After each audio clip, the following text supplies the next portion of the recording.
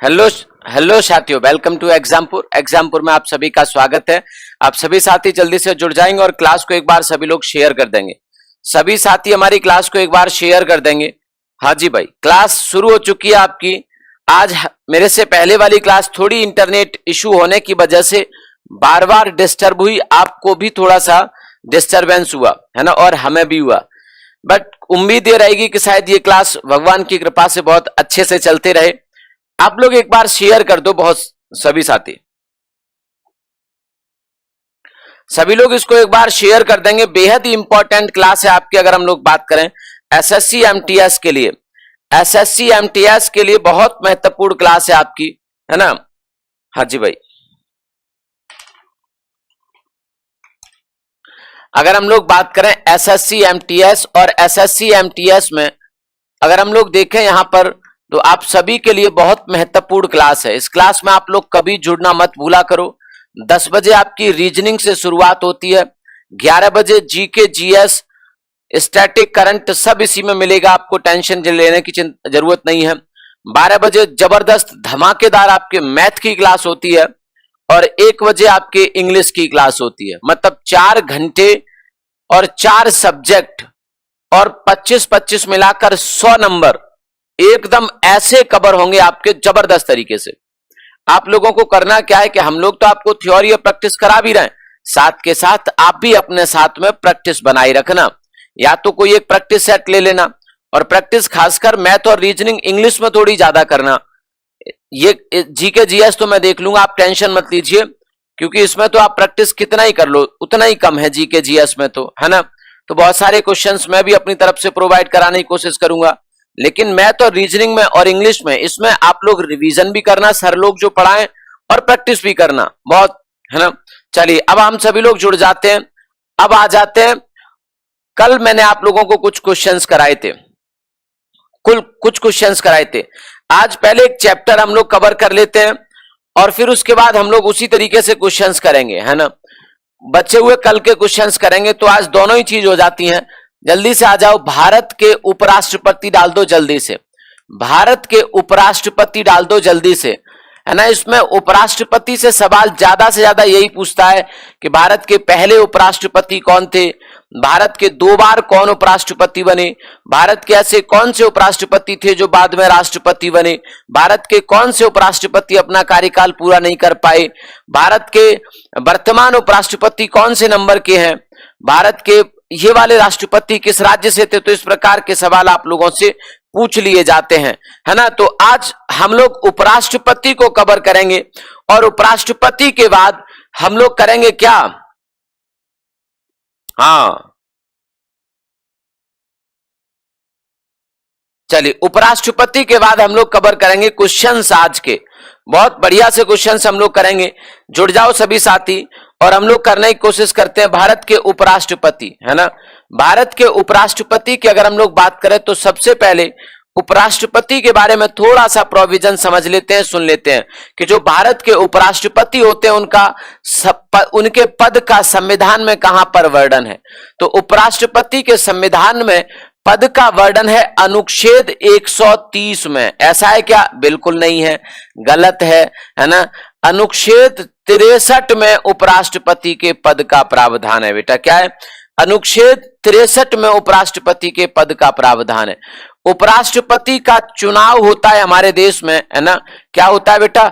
उपराष्ट्रपति का चुनाव किया जाता है हमारे देश में। ध्यान से लिखते जाइए सारी चीजें, है ना। चुनाव किया जाता है और इनके चुनाव में हमारी लोकसभा और राज्यसभा के सदस्य ही सिर्फ भाग लेते हैं, है ना। लोकसभा और राज्यसभा के सदस्य ही भाग लेते हैं, जबकि राष्ट्रपति के चुनाव में बेटा कौन कौन भाग लेता है? राष्ट्रपति के चुनाव में तो राज्यों की विधानसभा के सदस्य भी भाग लेते हैं। आ रही बात समझ में? राज्यों के चुनाव में तो राष्ट्रपति के चुनाव में तो राज्यों की विधानसभा के सदस्य भी भाग लेते हैं। इस बात को आप लोग याद रखिएगा।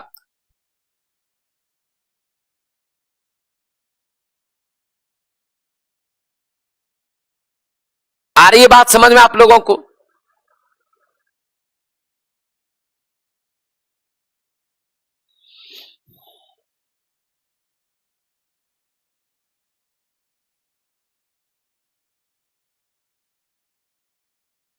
सब कुछ कोशिश करेंगे, सब कुछ पढ़ाया जाए आपको, ठीक है, सारा कुछ पढ़ाया जाएगा, टेंशन मत लीजिए आप।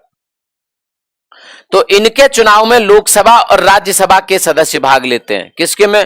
उपराष्ट्रपति के चुनाव में लोकसभा और राज्यसभा के सदस्य भाग लेते हैं।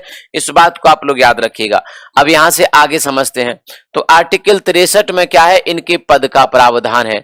उपराष्ट्रपति अर्थात इनके चुनाव की बात करें तो लोकसभा और राज्यसभा के सदस्य इनके चुनाव में भाग लेते हैं बेटा, इस बात को भी आप लोग याद रखना। इसके साथ साथ सुनो, उपराष्ट्रपति का जो कार्यकाल होता है वो कार्यकाल होता है इनके पद ग्रहण की तिथि से, अर्थात जिस दिन पद ग्रहण करते हैं तो उपराष्ट्रपति का कार्यकाल होता है पद ग्रहण की तिथि से, है ना। जिस दिन ये पद ग्रहण करते हैं तो पद ग्रहण की तिथि से, पद ग्रहण की तिथि से इनका कार्यकाल होता है बेटा कितना? 5 वर्षों। उपराष्ट्रपति अपने पद पर 5 वर्ष तक रहते हैं, इस बात को आप लोग याद रखेंगे। उपराष्ट्रपति को अगर त्याग पत्र देना हो 5 साल से पहले, है ना, मन करता है ना कि चलो अब 5 साल से पहले ही त्याग पत्र दे देते हैं, है ना, तो फिर किसको त्याग पत्र देते हैं उपराष्ट्रपति? तो ये त्याग पत्र अपना देते हैं भैया राष्ट्रपति को। किसे देते हैं? राष्ट्रपति को अपना त्याग पत्र देते हैं, प्रेसिडेंट को त्याग पत्र देते हैं, इस बात को आप लोग याद रखिएगा, ठीक है। प्रेसिडेंट को उपराष्ट्रपति त्याग पत्र देते हैं, है ना। प्रेसिडेंट, अगर हम लोग वाइस प्रेसिडेंट अर्थात उपराष्ट्रपति की बात करें तो उपराष्ट्रपति का जो वेतन होता है, क्या होता है बेटा? वेतन होता है उपराष्ट्रपति का, उसको संसद निर्धारित करती है बेटा। क्या करते हैं हम लोग? संसद निर्धारित करती है भाई। पार्लियामेंट इनके वेतन को निर्धारित करती है ना। और कितना वेतन होता है इनका वर्तमान में? पार्लियामेंट ने इनका वेतन निर्धारित किया हुआ है वर्तमान में 4 लाख रुपए प्रति महीने। कितना? 4 लाख रुपए प्रति माह, है ना। 4 लाख रुपए प्रति माह इनका वेतन डिसाइड किया हुआ है पार्लियामेंट ने। हालांकि कहते हैं कि उपराष्ट्रपति वेतन विहीन पद होता है, उस सब में जाने की जरूरत आपको एमटीएस में कम से कम नहीं पड़ेगी। तो आप इसको समझो कि संसद इनका वेतन भत्ते इनके निर्धारित करती है और 4 लाख रुपए का वेतन इनका होता है जो कि इनको हर महीने मिलता है। इसके साथ साथ इनको वेतन के अलावा भी कई सारी सुविधाएं, जैसे रहने का घर फ्री मिलता है ना, रहने के लिए इनको घर फ्री मिलता है, आने जाने की यात्राएं फ्री मिलती हैं ट्रेन में और हवाई जहाज में, है ना, अपनी और अपने पत्नी की, या अगर कोई महिला है तो उनके पति की, है ना। और घर में अगर हम लोग बात करें तो घर में बिजली फ्री मिलती है, पानी फ्री, उसका कोई बिल नहीं होता, ना तो बिजली का पानी, न तो बिजली का बिल, ना पानी का बिल, इस बात को भी आप लोग याद रखना। तो आगे हम लोग आ जाते हैं। कार्यकाल की अगर हम लोग बात करें तो कार्यकाल इनका 5 वर्ष का होता है। त्यागपत्र ये अपना राष्ट्रपति को देते हैं। त्यागपत्र किसको देते हैं बेटा? राष्ट्रपति को देते हैं। आगे बस 1 सेकंड रुक जाना आप लोग।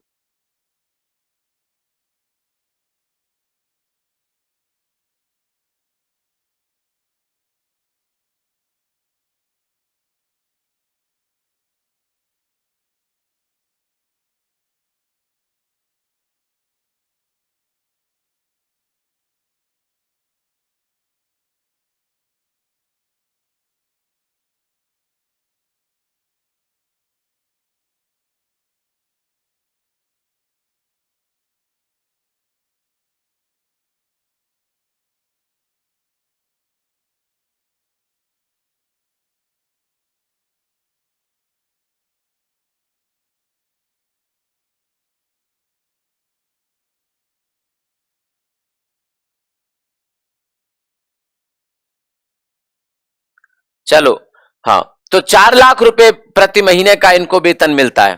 आ रही बात समझ में? 4 लाख रुपए, अरे रहने दो ना, अरे अपने ही आदमी है यार, लेटो आराम से। 4 लाख रुपए प्रति महीने का इनको वेतन मिलता है। आप कह रहे हो इतना सारा वेतन, तो देखो वेतन तो भाई ज्यादा होता है, लेकिन पदवी तो देखो ना, भारत का दूसरा सबसे बड़ा पद है, भारत का दूसरा सबसे बड़ा पद है ना,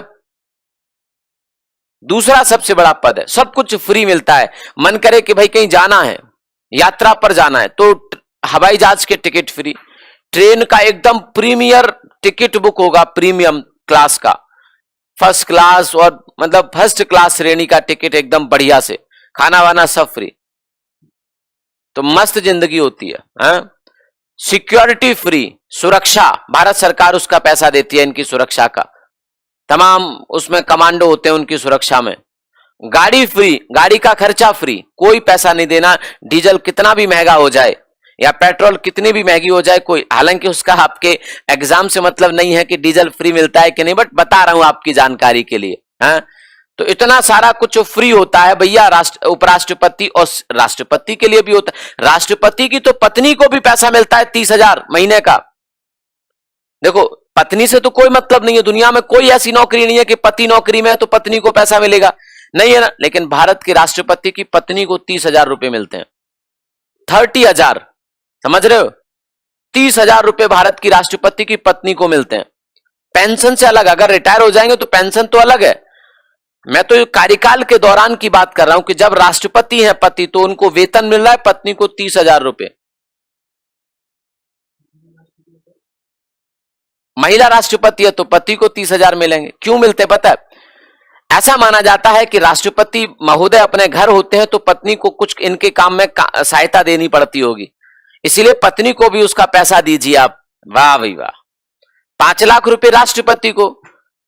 राष्ट्रपति का मैं ये तो नहीं कह रहा कि काम नहीं होता, बहुत महत्वपूर्ण पद है देश का, संवैधानिक पद है देश का, प्रथम नागरिक होते हैं देश का। लेकिन भाई देखो, ऑफिस तो नहीं जाना पड़ता ना, और ना ही ऐसा होता है कि सुबह बैठ गए और शाम को फिर 8 घंटे या 10 घंटे बाद उठेंगे। मुलाकातें चलती हैं, कोई आता है जाता है, इसके साथ चाय पी, इसके साथ मुलाकात कर ली। फिक्स मुलाकातें होती हैं कि आज 12:10 से 12:30 तक इसके साथ बैठना है, बातचीत चलती है, वो चले जाते हैं, फिर अगले लोग आ जाते हैं, उनसे मुलाकातें चलती रहती हैं। आ रही बात समझ में? तो अब इधर आ जाओ। तो 4 लाख रुपए प्रति महीने का इनको वेतन मिलता है। इनकी शपथ की बात करें, किसकी बात करें बेटा? इनकी अगर हम लोग शपथ की बात करें तो इनकी शपथ का प्रावधान है कहां पर? इनकी शपथ का प्रावधान है बेटा आर्टिकल 69 में, है ना। आर्टिकल 69 में 69 में इनकी शपथ है, और इनको शपथ दिलाने का काम देश के राष्ट्रपति करते हैं, है ना। इस बात को आप लोग याद रखिएगा। अरे तुम कहां गए आज? पॉलिटिक्स ज्वाइन कर लेना चाहिए, कर लो पॉलिटिक्स, बढ़िया रहोगे। हाँ चलो, पीएम की सैलरी कितनी होती है? अरे तुमको पीएम की सैलरी से क्या मतलब? पूरा भारत पीएम का होता है, पूरा भारत पीएम का होता है। फॉर एग्जाम्पल मैं बता दूं आपको कि भारत के प्रधानमंत्री जो पीएम होते हैं बेटा, है ना, पीएम जो होते हैं ना बेटा, उनको उनकी सुरक्षा का बजट पता है कितना होता है 1 साल का? अकेले व्यक्ति की बता रहा हूं, भारत के प्रधानमंत्री की सुरक्षा का बजट लगभग 550 करोड़ है एक दिन का, सॉरी 1 साल का। 550 करोड़ से ज्यादा, 550 करोड़ से ज्यादा बजट है एक दिन का। 1,65,00,000 के आसपास पड़ता है डेली का सुरक्षा। डेली प्रतिदिन 1,65,00,000 रुपए प्रधानमंत्री की सुरक्षा पर खर्च होते हैं। 7 रेस कोर्स, दुनिया की ऐसी कोई सुविधा नहीं जो प्रधानमंत्री के आवास में हो। 7 रेस कोर्स उनका हाउस है दिल्ली में, है ना। 8,500 करोड़ का उनका वो प्लेन है जिससे वो यात्राएं करते हैं। 8,500 करोड़ का तुम सैलरी पर जा रहे हो, वेतन पर। सुविधाएं देखो ना, 8,500 8500 करोड़ का पीएम का प्लेन है जिससे वो, जैसे उनको मान लो पश्चिम बंगाल जाना पड़ा भारत के प्रधानमंत्री को, तो 8,500 करोड़ का है ये। 13 करोड़ की मोदी जी ने गाड़ी खरीदी है पिछले 2-3 महीने पहले। हाँ, सिर्फ मोदी जी की बात नहीं कर रहा, ये लगभग सबके लिए होते हैं इस तरह की सुविधाएं। चलिए, तो अब मत पूछना अब सैलरी का क्या करोगे बताओ? हाँ अब बताओ, एक प्रधानमंत्री पर हजारों करोड़ का खर्चा होता है देश के। चलो अब इधर आ जाते हैं हम जहां थे। हाँ, अब हम बात कर रहे थे उपराष्ट्रपतियों के नाम की। किसकी बात कर रहे थे बेटा? उपराष्ट्रपति की बात कर रहे थे हम लोग, है ना। उपराष्ट्रपति की बात कर रहे थे, अर्थात वाइस प्रेसिडेंट। तो वाइस प्रेसिडेंट में अगर हम लोग देखें, है ना, वाइस प्रेसिडेंट में अगर हम लोग देखें उपराष्ट्रपति की, तो उपराष्ट्रपति की अगर मैं बात करूं तो उपराष्ट्रपति में सबसे पहले आपके आ जाते हैं, भारत के पहले उपराष्ट्रपति कौन थे? भारत के प्रथम उपराष्ट्रपति की अगर हम लोग बात करें तो भारत के प्रथम उपराष्ट्रपति आपके कौन थे? हाजी भाई, सर्वपल्ली राधाकृष्णन। सर्वपल्ली राधाकृष्णन भारत के पहले उपराष्ट्रपति थे। सर्वपल्ली राधाकृष्णन भारत के पहले उपराष्ट्रपति थे, है ना। सर्वपल्ली राधाकृष्णन भारत के पहले उपराष्ट्रपति थे, और ये 1952 से लेकर 19 1957 तक रहे, 1957 में पुनः इनको चुन लिया गया और ये 1962 तक रहे। अर्थात 2 बार देश के उपराष्ट्रपति रहे। कितनी बार बेटा? 2 बार देश के उपराष्ट्रपति रहे, है ना। 2 बार देश के उपराष्ट्रपति रहे आपके सर्वपल्ली राधाकृष्णन। अगर सवाल पूछा जाए कि निम्नलिखित में से कौन व्यक्ति ऐसे थे जो देश के 2 बार उपराष्ट्रपति रहे थे, तो आप लोग फटाक से आंसर दे देना कि 2 बार उपराष्ट्रपति रहने वाले व्यक्ति सर्वपल्ली राधाकृष्णन साहब थे। इसके बाद अगला नंबर आ जाता है, इनके बाद देश के उपराष्ट्रपति बनते हैं जाकिर हुसैन साहब। कौन बनते हैं बेटा? जाकिर हुसैन साहब देश के अगले राष्ट्रपति बनते हैं। और जाकिर हुसैन साहब की बात करें तो 1962 में देश के राष्ट्रपति बने, 1962 से लेकर 1967 तक देश के उपराष्ट्रपति रहे।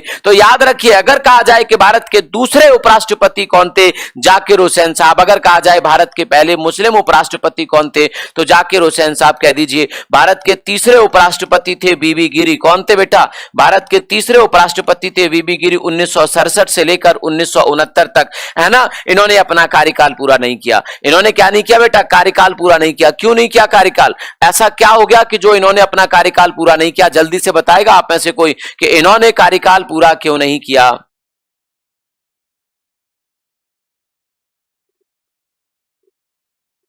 कहां बफरिंग हो रही है पगले? कोई बफरिंग नहीं हो रही। मेरी क्लास में तो हुई नहीं एक बार भी बफरिंग अभी। हाँ, मेरी क्लास में तो बेटा बफरिंग हुई नहीं अभी एक बार भी। हाँ, तब इधर आ जाओ। बीबी गिरी, मतलब बीबी गिरी एक ऐसे उपराष्ट्रपति जो अपना कार्यकाल पूरा नहीं कर पाए, है ना, जो अपना कार्यकाल पूरा नहीं कर पाए। इन्होंने अपना कार्यकाल पूरा नहीं किया, है ना, इन्होंने अपना कार्यकाल पूरा नहीं किया। आ रही बात समझ में?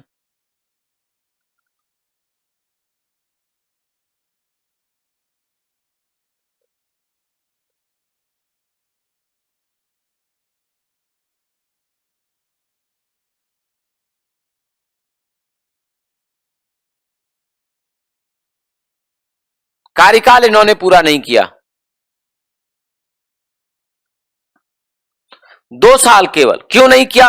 क्योंकि राष्ट्रपति बन गए भैया ये 69 में, है ना। तो देश के पहले उपराष्ट्रपति जो कार्यकाल पूरा नहीं कर पाए, देश के राष्ट्रपति बन गए। देखो, सर्वपल्ली राधाकृष्णन पहले उपराष्ट्रपति, वो भी देश के राष्ट्रपति बने। जाकिर हुसैन साहब 67 तक तो उपराष्ट्रपति रहे, 67 में ये भी राष्ट्रपति बन गए। 67 में राष्ट्रपति बने, आपको याद होगा मैंने बताया कि 69 में इनकी मृत्यु हो गई। तो जब 69 में इनकी मृत्यु हो गई तो उपराष्ट्रपति बन गए, राष्ट्रपति बन गए बीबी गिरी। तो फिर बीबी गिरी का कार्यकाल इसीलिए उपराष्ट्रपति के रूप में 69 तक ही है, क्योंकि 69 में ये राष्ट्रपति बन गए। जाकिर हुसैन साहब की मृत्यु हो गई थी, है ना। चलिए, अब इनके बाद चौथे नंबर पर आ जाते हैं हमारे जीएस पाठक, गोपाल स्वरूप पाठक, है ना। चौथे नंबर पर आ जाते हैं बेटा जीएस पाठक, है ना, गोपाल स्वरूप पाठक। जीएस पाठक की अगर हम लोग बात करें तो ये 1969 से लेकर, है ना, 1969 से लेकर 1974 तक देश के उपराष्ट्रपति रहे। 5वें नंबर पर आ जाते हैं बीडी जत्ती। कौन आ जाते हैं बेटा? 5वें नंबर पर आ जाते हैं बीडी जत्ती। आपके बीडी जत्ती 5वें नंबर पर आ जाते हैं। और बीडी जत्ती की अगर हम लोग बात करें तो बीडी जत्ती देश के उपराष्ट्रपति रहे कब से कब तक? अरे बता दो। बीडी जत्ती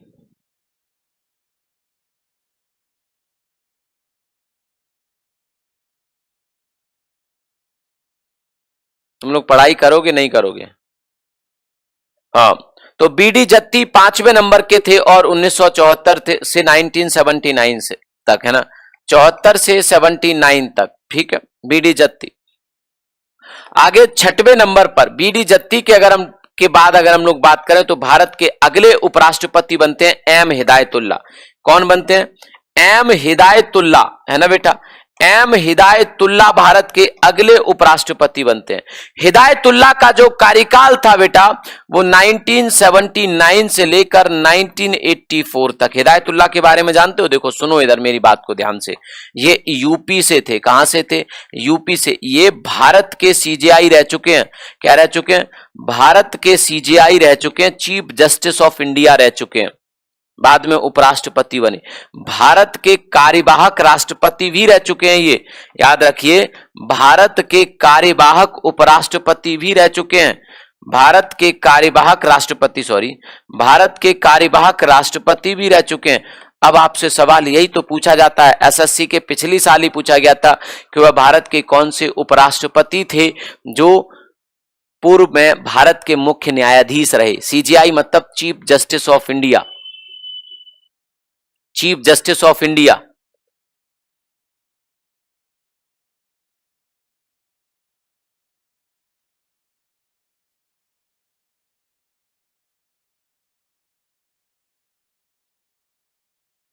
ना, तो भारत के कार्यवाहक राष्ट्रपति अर्थात चीफ जस्टिस ऑफ इंडिया।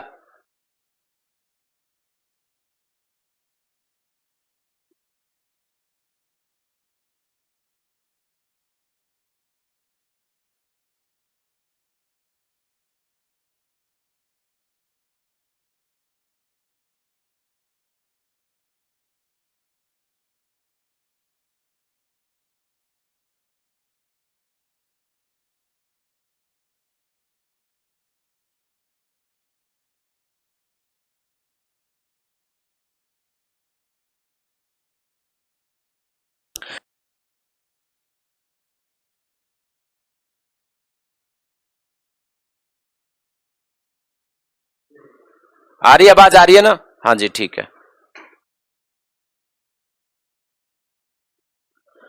हाँ, तो भारत के कार्यवाहक राष्ट्रपति भी बने। सवाल पूछा गया था पिछली साल एसएससी के एग्जाम में पूछा गया। तो भारत के सीजीआई भारत के कार्यवाहक राष्ट्रपति और लखनऊ से थे, यूपी के लखनऊ से थे, है ना। अब इनके बाद अगर हम लोग बात करें, 6वें नंबर पर आपके कौन बने? एम हिदायतुल्ला। इनके बाद बने R Venkataraman. R Venkataraman 7वें नंबर पर, है ना। याद रखिएगा कि इनके बाद आर वेंकट रमन, और आर वेंकट रमन 7वें नंबर पर थे। आर वेंकट रमन के अगर कार्यकाल की बात करें तो 1984 से 1984 से लेकर 1987 तक, है ना, 1984 से लेकर 1987 तक देश के उपराष्ट्रपति रहे। तो देखो आप लोग ये भी देख पा रहे होंगे कि ये 84 से 87 तक हैं, अर्थात ये भी अपना कार्यकाल पूरा नहीं कर पाए। ये भी केवल 3 वर्ष के हैं। कितने के हैं? 3 वर्ष के। तो दूसरे उपराष्ट्रपति जो अपना कार्यकाल पूरा नहीं कर सके वो कौन थे बेटा? दूसरे उपराष्ट्रपति जो अपना कार्यकाल पूरा नहीं कर सके वो थे आपके are Venkataraman. R Venkat Raman साहब की अगर हम लोग बात करें तो वो केवल 3 वर्ष तक देश के उपराष्ट्रपति रहे और 87 में देश के राष्ट्रपति बन गए। तो इनको भी राष्ट्रपति बना दिया गया। इन्होंने उपराष्ट्रपति के पद से इस्तीफा दिया और राष्ट्रपति बन गए ये, है ना। तो इस बात को आप लोग याद रखिएगा, इस बात को आप सभी साथी हमारे याद रखेंगे। चलिए, तो यहां तक बात हो गई ना हमारी। हाँ, तो आपके 7वें नंबर के बाद आपके 8वें नंबर की अगर हम लोग बात करें तो 8वें नंबर के उपराष्ट्रपति बनते हैं शंकर दयाल शर्मा। शंकर दयाल शर्मा, शंकर दयाल शर्मा, है ना। शंकर दयाल शर्मा 8वें नंबर के उपराष्ट्रपति और 87 में बने ये। 1987 में शंकर दयाल शर्मा और 87 से लेकर आपके कब तक बने बेटा? 87 से 1992 तक, 1992 तक ये उपराष्ट्रपति रहे शंकर दयाल शर्मा। 1992 अर्थात 1992 में ये राष्ट्रपति बन गए। 1992 में क्या बन गई? ये राष्ट्रपति बन गए। इस बात को आप लोग याद रखिएगा। और 1992 में जब ये राष्ट्रपति बन गए अर्थात ये तो पूरे 5 साल रहे। फिर 9वें नंबर पर आते हैं आपके के आर नारायण। कौन आते हैं?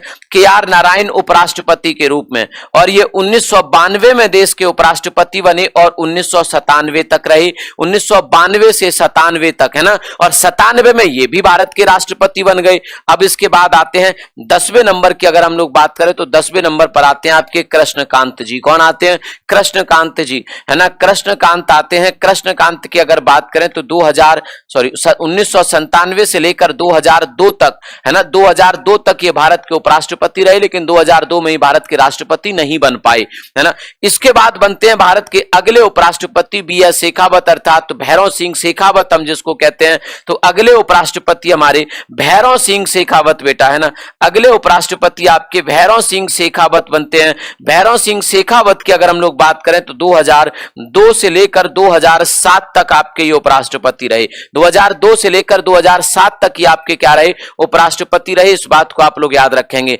और भैरव सिंह शेखावत के बाद आपके अगले 12वें उपराष्ट्रपति बनते हैं हामिद अंसारी। कौन बनते हैं बेटा? हामिद अंसारी बनते हैं। हामिद अंसारी की अगर हम लोग बात करें तो 2007 से लेकर 2012 तक देश के उपराष्ट्रपति, और 2012 से लेकर 2017 तक, मतलब 10 साल ये भी रहे, ये भी 10 साल रहे। आ रही बात समझ में? तो 10 साल मतलब ये भी 2 बार देश के उपराष्ट्रपति बने। और इनके बाद नंबर आता है आपके 13वें उपराष्ट्रपति एम वेंकैया नायडू। किसका आता है? एम वेंकैया नायडू, है ना। एम वेंकैया नायडू 13वें राष्ट्रपति, इनका नंबर आता है। और ये बनते हैं क्या? ये 2017 में बनते हैं। 2017 से अब तक ये देश के उपराष्ट्रपति हैं बेटा। समझ रहे हो बात को? 2017 से लेकर अब तक देश के उपराष्ट्रपति एम वेंकैया नायडू। इस बात को आप लोग याद रखिएगा, है ना। अब 2022 चल रहा है, अब नए उपराष्ट्रपति बनेंगे। अब आपको यहाँ पे एक चीज देखना बाकी है। कभी कभी पूछा जाता है कि निम्नलिखित उपराष्ट्रपतियों में से कौन सा ऐसा है जो राष्ट्रपति नहीं बने। तो कौन कौन नहीं बना? देखो, एम वेंकैया नायडू को तो अभी छोड़ दो, है ना। हामिद अंसारी साहब कभी भारत के राष्ट्रपति नहीं बने, उपराष्ट्रपति रहे, 2 बार राष्ट्रपति नहीं बन पाए। भैरव सिंह शेखावत भी आपके कभी राष्ट्रपति नहीं बने। बने क्या? नहीं बने, है ना। कृष्णकांत साहब भी राष्ट्रपति नहीं बन पाए। But KR. नारायण राष्ट्रपति बने। भारत के के.आर. नारायण तो राष्ट्रपति बने। भारत के 10वें राष्ट्रपति थे के.आर. नारायण साहब, है ना, याद रखना। उसी तरीके से शंकर दयाल शर्मा भी भारत के राष्ट्रपति बने। उसी प्रकार से आर वेंकट रमन साहब भी भारत के राष्ट्रपति बने। उनसे पहले एम हिदायतुल्लाह राष्ट्रपति नहीं बने, है ना। तो इनको भी ब्रैकेट में हम बंद कर देते हैं। इनको भी क्या कर देते हैं? ब्रैकेट में। बी.डी. जत्ती भी नहीं बने और जी.एस. पाठक भी नहीं बने। जी.एस. पाठक भी नहीं बने, तो याद रखिएगा। आगे चलते हैं हम लोग। और बीबी गिरी हालांकि राष्ट्रपति बने, जाकिर हुसैन साहब भी राष्ट्रपति बने, और आपके सर्वपल्ली राधाकृष्णन भी राष्ट्रपति बने। तो ऐसे हमारे लोग जो उपराष्ट्रपति थे, राष्ट्रपति नहीं बने, या जो उपराष्ट्रपति थे और बाद में राष्ट्रपति बने। देखो, सर्वपल्ली राधाकृष्णन राष्ट्रपति बने।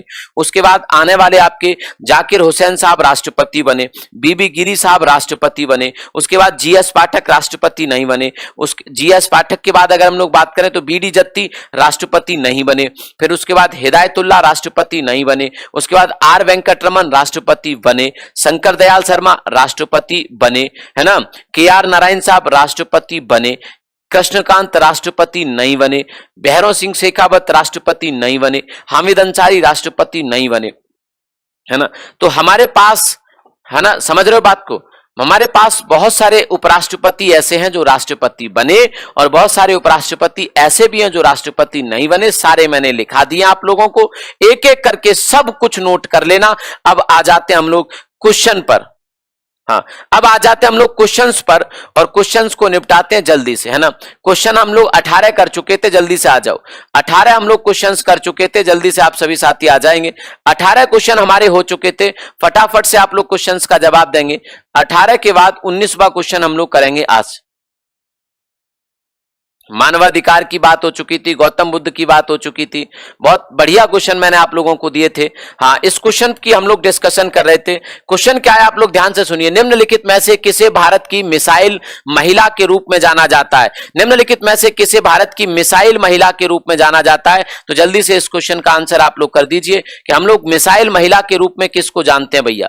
मिसाइल महिला के रूप में किसको जानते हैं? फटाफट से इस क्वेश्चन का आंसर, फिर हम लोग अगले क्वेश्चन पर चलेंगे। आप लोगों ने, बहुत सारे लोगों ने आंसर दिए भी, तो मिसाइल महिला के तौर पर हम लोग किसको जानते हैं? मिसाइल महिला की अगर हम लोग बात करें तो एक महिला है जिसका नाम था टेसी थॉमस। कहां है टेसी थॉमस? इसमें है, बिल्कुल है इसमें। टेसी थॉमस की अगर हम लोग बात करें तो ये डीआरडीओ में है। डीआरडीओ में अधिकारी है, महानिदेशक है।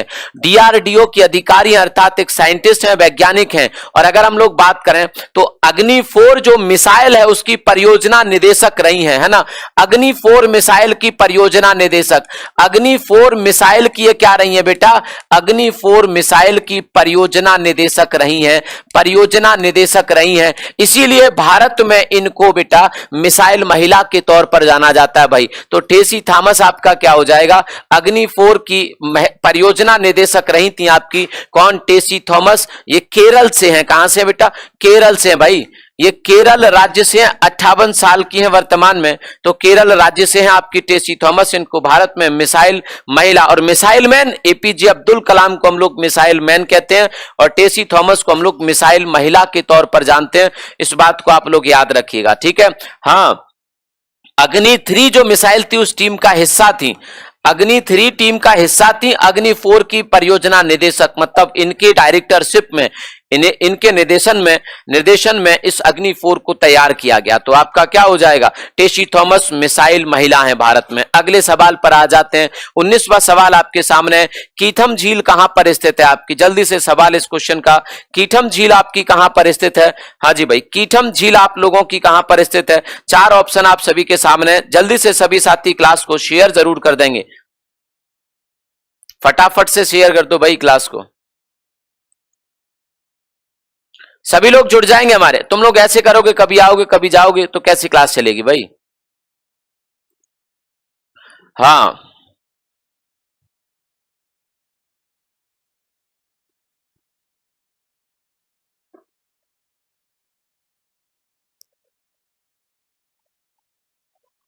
ले लो आप, बाद में ले लूंगा।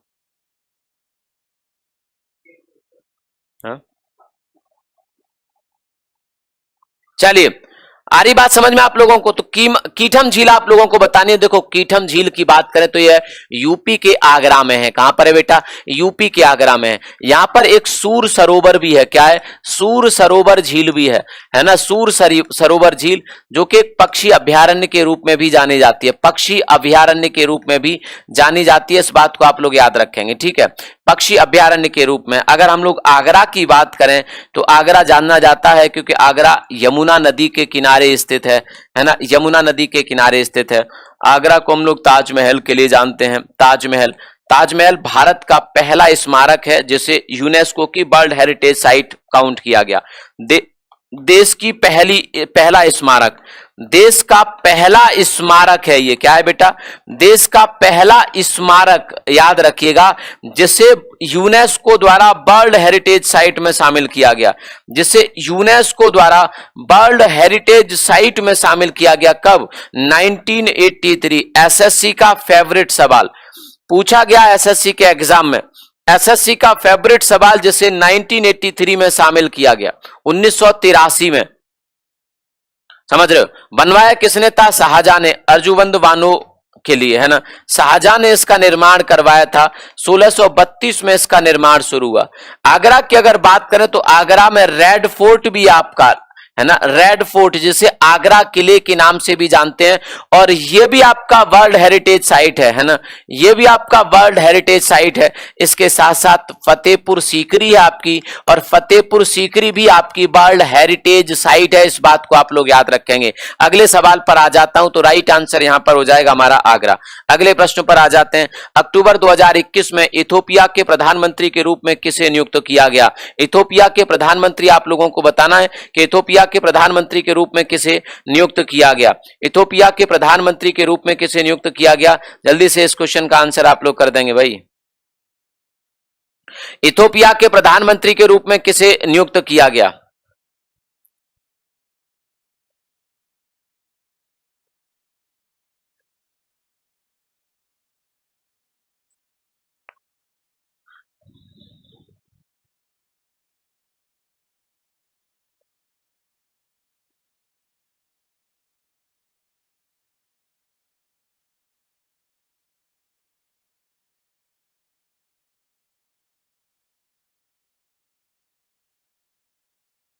हाँ, इथोपिया की अगर हम लोग बात करें तो इथोपिया, पहले तो आपको देखो, करेंसी, मुद्रा, है ना, राजधानी और प्रधानमंत्री, एक सवाल एसएससी में बनता है, चाहे वो एमटीएस का एग्जाम हो चाहे वो सीएचएसएल का हो, एक सवाल पक्का आएगा आपके एग्जाम में। तो आपको पता होना, इथोपिया अफ्रीका महाद्वीप का एक देश है बेटा। कौन से महाद्वीप का, अफ्रीका महाद्वीप का एक देश है ना। इथोपिया जो आपका है वो अफ्रीका महाद्वीप का एक देश है।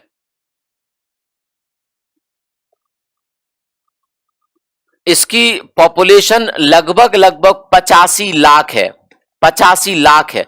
अफ्रीका की अगर बात करें तो थोड़ी थोड़ी जनसंख्या वाले देश पाए जाते हैं, और इसीलिए अफ्रीका का दूसरा सबसे बड़ा देश है जनसंख्या के मामले में। देख रहे हो, सिर्फ 85 लाख, हमारे एक एक शहर में 85 लाख की पॉपुलेशन है। आ रही बात समझ में? एक एक शहर में हमारे में 85 लाख की पॉपुलेशन मिल जाएगी। ये इथोपिया में 85 लाख की पॉपुलेशन है। आ रही बात समझ आप लोगों को? आ रही है।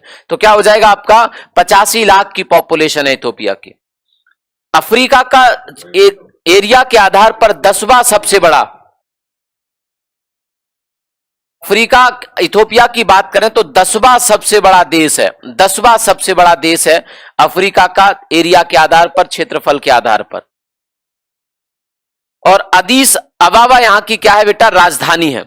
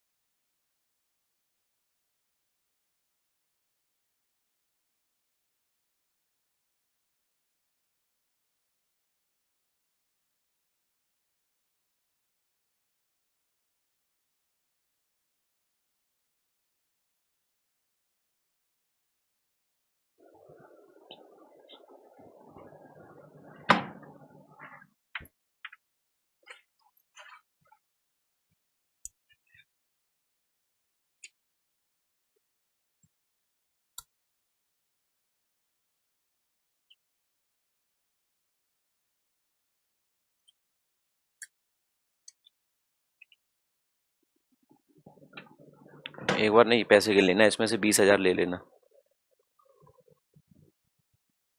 हाँ जी, आवाज आ तो रही है?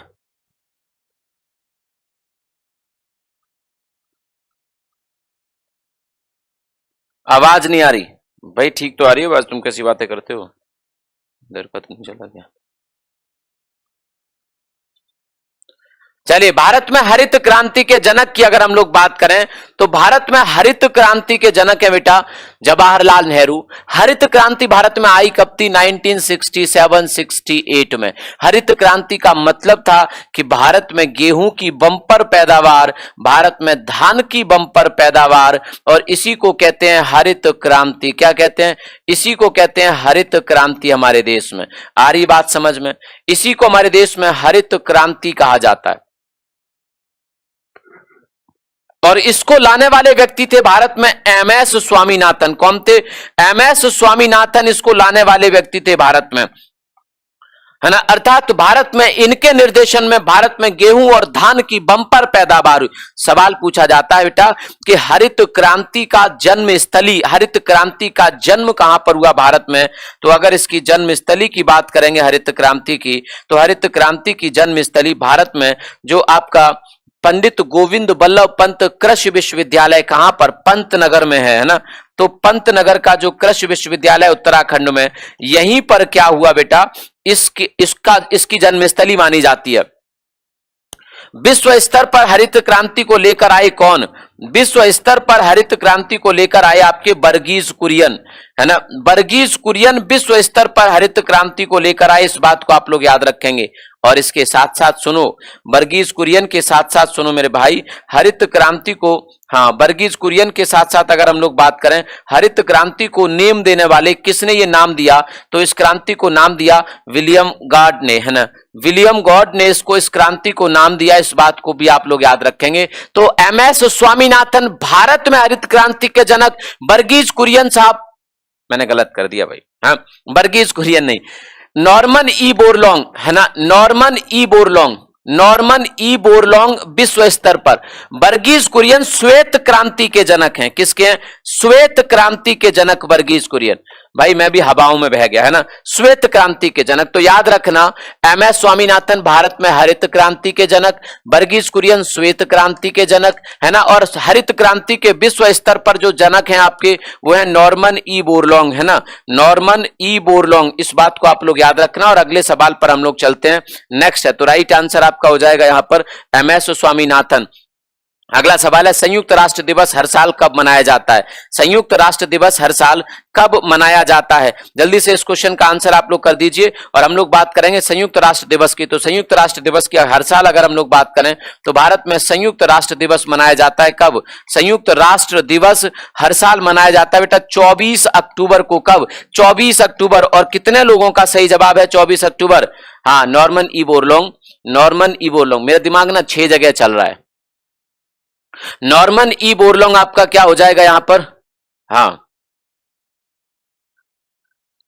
24 अक्टूबर। 24 अक्टूबर को संयुक्त राष्ट्र दिवस मनाया जाता है। देखो संयुक्त राष्ट्र कार्यक्रमों के जो साप्ताहिक कार्यक्रम होते हैं उसमें से 20 तारीख को ही शुरू हो जाते हैं, 20 से 26 तक तमाम साप्ताहिक कार्यक्रम चलते रहते हैं। इस बात को आप लोग याद रखेंगे, 26 तक तमाम साप्ताहिक कार्यक्रम, इनमें से 24 अक्टूबर को संयुक्त राष्ट्र दिवस मनाया जाता है। अगला क्वेश्चन है 22वां, ध्यान से पढ़ लो। ईस्ट इंडिया कंपनी का गठन किस वर्ष हुआ था? ईस्ट इंडिया कंपनी का गठन किस वर्ष हुआ था? एक और शानदार सवाल आपके सामने है, ईस्ट इंडिया कंपनी का गठन किस वर्ष हुआ था? जल्दी से इस क्वेश्चन का आंसर कर दीजिए। ईस्ट इंडिया कंपनी के गठन की बात करें तो 31 दिसंबर सन 1600, 31 दिसंबर सन 1600 को इसकी मंजूरी मिल गई थी वहां की महारानी से, वहां की जो रानी थी उनसे इसको मंजूरी मिल गई थी। और भारत में उन्होंने 21 साल व्यापार करने की छूट दी थी। 21 वर्ष तक भारत में इस कंपनी को व्यापार करने की छूट दी थी। और इस कंपनी का नाम था उस समय यदा कदा जॉन कंपनी, है ना। यदा कदा इस कंपनी को कहीं भी आपने देखा होगा, मतलब जब तब आप देखते होंगे तो आपने इस कंपनी का नाम जॉन कंपनी के नाम से, ये उस समय जॉन कंपनी के नाम से जानी जाती थी, है ना। तो जॉन कंपनी के नाम से आप लोग इसको जानते होंगे। तो जॉन कंपनी उस समय इसको कहते थे। बाद में इसे ही ईस्ट इंडिया कंपनी के नाम से पुकारा गया क्योंकि ये भारत के ईस्ट में थी, ऐसे कहेंगे क्या है। तो भारत में ये ईस्ट इंडिया कंपनी कहां पर? बंगाल में लगाएगी। बंगाल से पहले ये कंपनी कई जगह स्थापित हो चुकी, जैसे सूरत है और कई सारी दक्षिण भारत में कई सारी जगहों पर। तो आपका क्या हो जाएगा? सन 1600 में आपकी ईस्ट इंडिया कंपनी की स्थापना हुई। इस बात को आप लोग याद रखिए, है ना।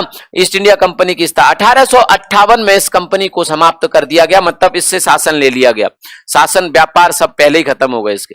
वैश्विक खाद्य सुरक्षा सूचकांक 2021 में भारत का कौन सा स्थान है? वैश्विक खाद्य सुरक्षा सूचकांक में 2021 में भारत का कौन सा स्थान है? जल्दी से इस प्रश्न का आंसर कर दीजिए। यह सूची अभी थोड़े दिन पहले जारी की गई थी जिसमें भारत का स्कोर था 57.2। 57.2 तो स्कोर है। मैंने आपसे रैंक पूछी है। वैश्विक खाद्य सुरक्षा सूचकांक, खाद्य मतलब खाना, खाने के मामले में हमें कितना सुरक्षा है इस बारे में इंडेक्स बताता है क्या? तो 113 देशों का सर्वे किया गया और 113 देशों में हमारी स्थिति बहुत अच्छी नहीं थी, हम 71वें स्थान पर थे। इस बात को आप लोग याद रखिएगा। ये रिसर्च करता कौन है? तो लंदन की एक इकोनॉमिक्स इंपैक्ट नामक एक संस्था है। तो इकोनॉमिक्स इंपैक्ट नामक संस्था के द्वारा यह सूचकांक जारी किया जाता है और भारत का स्थान 2021 में, 2022 का इंडेक्स नहीं आया है और आपका जुलाई में पेपर है, आपको 21 का ही याद करना है, 22 का नहीं आएगा तब तक, 22 का आएगा अक्टूबर नवंबर में जाके, है ना। तो 71वें स्थान पर था भारत इस इंडेक्स में। इस बात को आप लोग याद रखिएगा। अगले सवाल पर आ जाता हूं। 25वां सवाल आप लोगों के सामने है। 25वां कह रहा है निम्नलिखित में से गांधी जी के राजनीतिक गुरु कौन थे? देखो गांधी जी जब 1916 में भारत लौटे, 1915 में जब भारत लौट आए थे तो गांधी जी ने भारत की भ्रमण किया, भारत की यात्राएं की और भारत में तमाम जो राजनीतिक लोग थे उनसे सीखा, जिनमें से एक व्यक्ति थे जिनको अपना गुरु मानने लगे थे, गोपाल कृष्ण गोखले। कौन थे बेटा? गोपाल कृष्ण गोखले। गोपाल कृष्ण गोखले की बात करें तो 1905 बनारस अधिवेशन के कांग्रेस अध्यक्ष भी थे, है ना। वाराणसी अधिवेशन के कांग्रेस अध्यक्ष भी थे, इस बात को याद रखिए। तो गोपाल कृष्ण गोखले आपके कौन थे? गांधी जी के गुरु थे भाई, गांधी जी के गुरु थे, राजनीतिक गुरु थे। अगले प्रश्नों पर चलता हूं मैं। नेक्स्ट आपकी स्क्रीन पर क्वेश्चन है, ध्यान से। फायान किसके शासनकाल में भारत का दौरा किया था? फायान ने किसके शासनकाल में भारत का दौरा किया था? जल्दी से इस क्वेश्चन का आंसर आप लोग कर दीजिए। फायान ने किसके शासनकाल में भारत का दौरा किया था? फायान ने किसके शासनकाल में भारत का दौरा किया था? 2-3 सवाल और बचे, फटाफट से जवाब दे दीजिए। तो फायान एक चीनी यात्री था, जैसे हुएनसांग था हर्षवर्धन के शासनकाल में, वैसे फायान आया था उससे पहले। और फायान की अगर हम लोग बात करें तो चंद्रगुप्त द्वितीय के शासनकाल में, जिनको विक्रमादित्य की उपाधि प्राप्त थी, इन्हीं को तो थी विक्रमादित्य की उपाधि, है ना। तो चंद्रगुप्त द्वितीय किस किसने बताया? ए ऑप्शन सही है, काजल ने बताया है, और कोई नहीं है, प्रियांशी है, तो नीरज ने भी बता दिया आप तो आपका ए आंसर। अब समुद्रगुप्त भी बता रहे हैं, तो बताओ कैसे सही हो जाएगा। 27वां लैंगिक भेद सूचकांक अर्थात gender gap index, gender gap index, मैं कह रहा हूं इंडेक्शन, लैंगिक भेद सूचकांक 2021 में भारत का लैंगिक भेद सूचकांक का मतलब है कि हम लड़का और लड़की में कितना भेद करते हैं, नौकरी देने में, तमाम चीजों में, शिक्षा में, रोजगार में, व्यापार में, बिजनेस में, कितना भेद है हमारे देश में, तो आपको बताना है। अगर भेद ज्यादा है तो रैंक बहुत लो होगी, अगर भेद कम है तो रैंक बहुत अच्छी होगी। तो आप बता दो भारत का क्या रैंक है। ये दिसंबर में आई थी, ये सूची, ये इंडेक्स दिसंबर में जारी की गई थी कि हमारे देश में लड़का लड़कियों में कितना फर्क मान किया जाता है। भारत का स्कोर था 0.62, है ना, 0.62 भारत का स्कोर था, 0.62। हाँ, अब बता दो। तो 142 बता रहे हैं आप, गड़बड़ हो जाएगी भाई, गड़बड़ हो जाएगी। ना ना ना, 4 और 7 नहीं है सारे हैं।